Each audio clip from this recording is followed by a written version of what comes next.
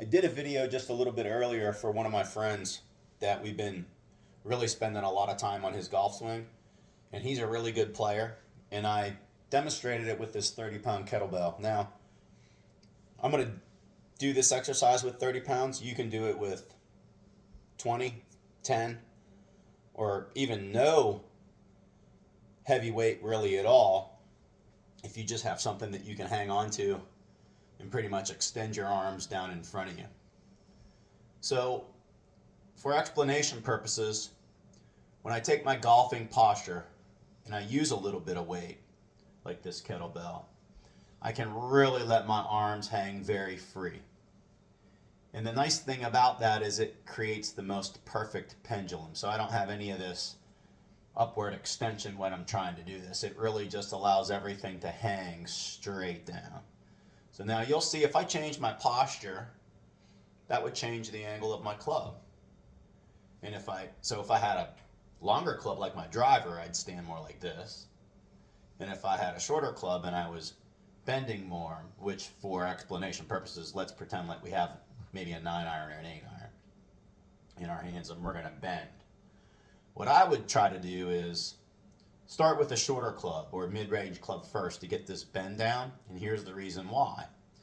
Because I'm going to move this way just so you can see my lower body, or the very, very lowest portion of my spine.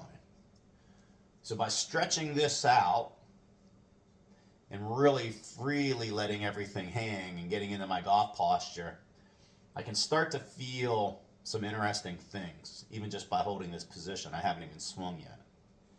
And I can feel a stretch in my lower back. So I think one of the reasons why a lot of people hyperextend, which is when they swing down, they start to thrust inward and up. So oftentimes in golf instruction you hear, oh, you're picking your head up. Well, if I do this drill, I can't really just pick my head up. It keeps my body at a very precise angle as long as I maintain it. Now where I'm feeling it's kind of in my lower back and potentially even down through my hamstrings here. So I can over-exaggerate this feel just by getting a little bit more bend and feel it kind of back into my hamstrings a little bit. So without getting too wordy, now I have an opportunity to engage those muscles as I start to swing, and I can really feel what body parts are inclined to activate. So you can start by doing shorter swings like this. What it does is it keeps that runway available and open, so it allows the arms, hands, and the club to swing back to the same spot. If I'm always interrupting that spot by hyperextending or lifting my entire spine angle, then I get log jammed. I don't have a runway for the arms and the hands and the club to continue themselves. So they become frozen in time. Actually, I should say my body becomes frozen in time, and then I have to figure out a way to get around the frozen obstacle, which is my body freezing and lifting.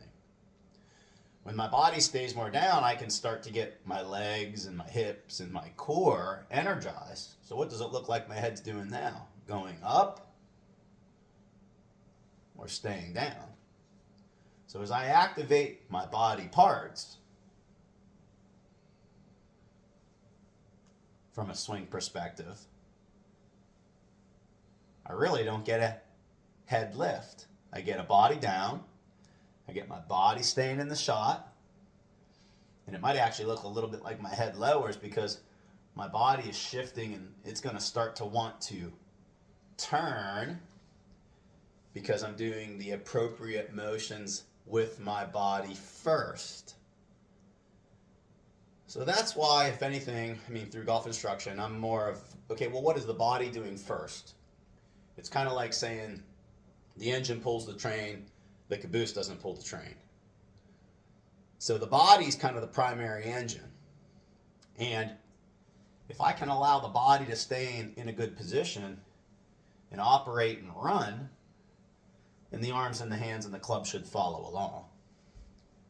If I turn this way and do it, same thing, I wouldn't lift my body up and pull away from myself as much as I'm more inclined to look like I'm staying down in the shot more.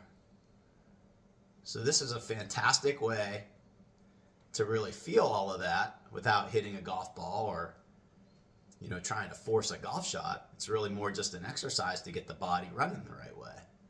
So if I can activate the flexibility and the athleticism with the body doing the right things, then ideally what should my golf swing do? It should start to run the right way.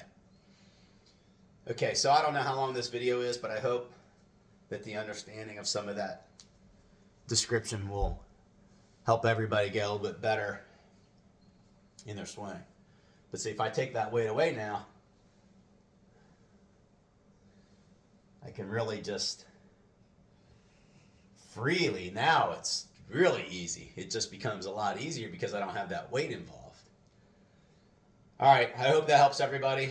Keep exercising and eating well and getting all the muscles inclined to work so that your golf swing functions very nicely.